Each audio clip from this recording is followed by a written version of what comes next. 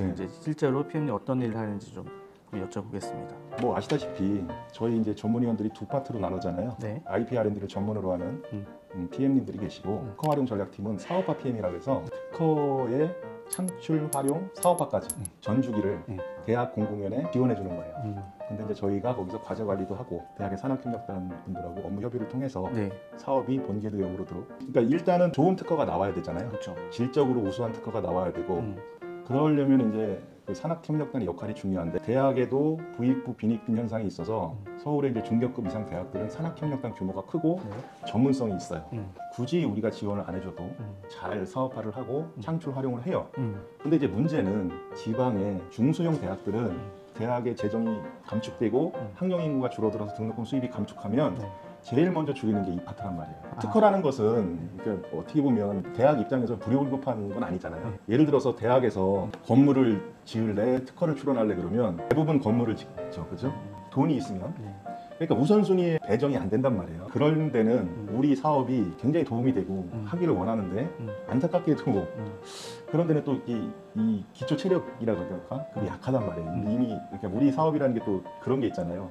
3년 누적 성과를 보고 앞으로 잘할 수 있는데 잘할 의지가 있는 데를 지원해 주다 보니까 그런 데서 지원이 배제되는 경우가 굉장히 흔해요. 그래서 좀 안타깝습니다.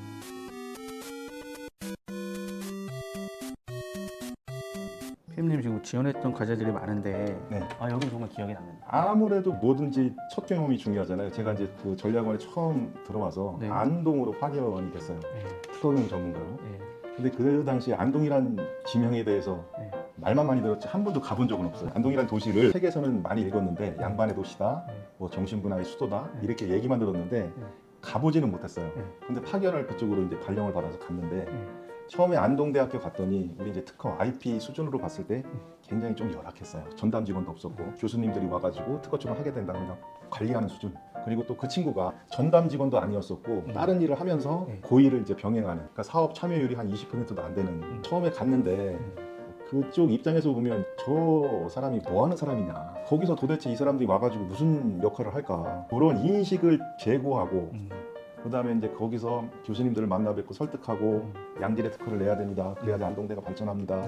그 다음에 뭐 기술 사업화를 통해서 재원이 확보가 돼야지 대학 재정에 도움이 됩니다. 총장님도 만나고 이런 아주 그런 과정을 통해서 제가 나올 때쯤에서 이제 굉장히 좀 기반이 좀 어느 정도 갖춰졌고 지금은 굉장히 잘하고 있어요. 그 특허 그렇죠. 관련해서는 전담 직원도 생겼고 그 다음에 이제 기술료 수입도 억대 이상 한 3억 정도 최대 생기고 그 다음에 특허 출원율도 뭐 8, 90건 등록도 한 50건.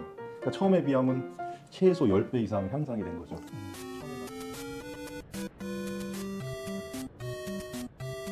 그러면 반대로 이게 정말 나 진짜 잘 때도 생각난다. 여기 그 보람 느끼는 데가 안동대학교라면 그런 데도 안동대학교. 왜냐하면 처음에 너무 힘들었어요. 경험이 없고 자취모들도 실수도 많이 했고 그리고 그쪽이 이제 지리적으로 좀 그때 당시는 지금은 이제 고속도로도 생기고 철도도 뭐 KTX도 들어오고 그랬는데 그때 당시는 약간 오지였었어요. 서울에서 버스 타고 한 4시간 걸렸으니까 이상하게 오지더라고.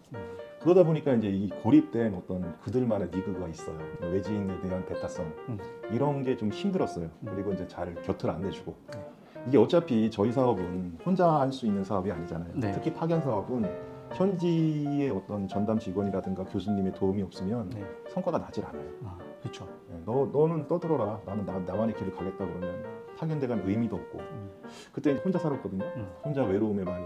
우리 전문위원들이 외로움 많이. 아니 그럴 때 외로워요. 진짜 외로운 게 이게 사람이 외로운 게 이제 물리적으로 고립돼서 외로운 것보다도 사람들 사이에 있어도 알아주지 않을 때, 군중 속에 있어도 외롭다.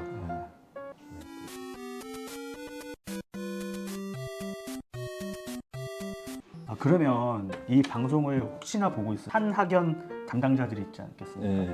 그분들한테 맡고 계신 그 사업이 꼭 필요한 이유, 이거를 꼭 해야 된다라고 1분 동안 세일즈 같은 걸 할 수 있으실까요? 1분이란 시간이 좀 짧은데 제가 이제 2017년도에 선진지 견학이라고 해서 이제 미국의 스탠포드 대학교하고 캐나다의 맥길 대학교를 간 적이 있어요. 미국의 선진대학교를 보면 지식재산의 활용률도 높을 뿐더러 지식재산을 통해서 창출된 수익이 어마어마해요. 근데 지식재산이라는 거는 내가 대학에서 예를 들어서 100건의 지식재산이 창출됐다고 해서 100건이 다 수익이 나는 건 아니에요. 이 사람도 마찬가지지만 100명의 사람이 있을 때 뛰어난 사람이 한두 명 있고 그 나머지 사람들은 그냥 보통이거나 못하거나 이렇잖아요. 네. 특허도 마찬가지라는 말이야. 시대를 잘 만나고 이 특허가 양질의 특허, 우수한 특허가 되면 돈을 많이 버는데 그 특허의 비율은 굉장히 낮아요. 근데 그 한두 건의 특허를 위해서 그 수많은 특허들을 집중 양성하고 활용하고 하는 시스템을 갖출 필요는 있단 말이에요. 네. 근데 대학에서는 그런 거를 잘 지원을 안 해주시죠. 그 대학에서 자체 지원이 없으면 저희 사업인에도 많이 응모를 하셔서 지식재산의 네. 활용도를 높일 수 있는 방안을 강구해 주십사. 네. 그리고 저희 사업에 관심을 기울여서 네. 저희 사업을 꼭 수행하지 않는다고 하더라도 네. 저희 전략원하고 같이 협업방을 논의할 수 있었으면 좋겠다. 많이 우리 사업을 좀 활용했으면 좋겠다. 이런 말씀 드립니다.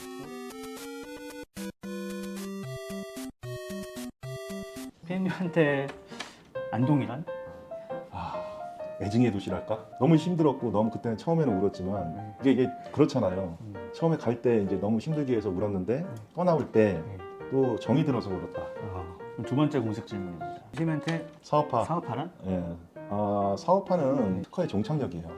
우리가 양질의 특허를 IP R&D를 통해서 경쟁 특허를 분석하고 회피 설계를 하고 우수한 청구항을 만든다고 하더라도 사업화가 안 되면 종이 쪽지에 불과한 거죠. 사업화 전략은 반드시 IP R&D와 같이 가야 되는 거다. 그리고 양질의 특허를 창출을 했으면 사업화하기 위한 노력을 반드시 기울여야 된다. 근데 그 사업화라는 건 요즘에 굉장히 종류가 많습니다. 우리가 단순하게 기술 이전만 사업화라고 옛날에 했는데 지금은 뭐 연구소 기업을 창업한다든지 특허를 다른 데 임대를 해준다든가 특허를 이용해서 펀딩을 한다든가 뭐 여러 가지가 있어요. 특허는 아시다시피 출원료로부터 20년이 지나면 조속기간이 끝나잖아요. 그래서 20년 지나기 전에 어떻게든 그게 이제 활용이 됐으면 좋겠다.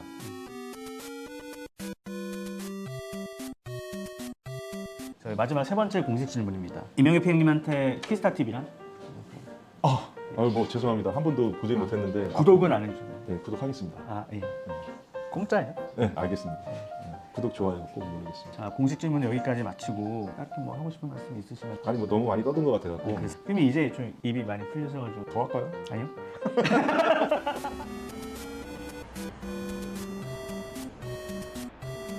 한 가지만 부탁드릴게요. 예. 저희 지금 구독자가 1000명인데 네. 1000명도 엄청난 겁니다. 좀 구독자를 늘리기 위해서 키스타 TV 여러분의 특허 능력 활용 제고를 위해서 네. 꼭 필요한 채널이라고 생각합니다. 좋습니다. 구독, 좋아요, 알림 설정 부탁드립니다. 오늘 바쁜 시간 내주셔서 감사합니다. 인사하면서 마무리 짓겠습니다. 네, 감사합니다. 감사합니다.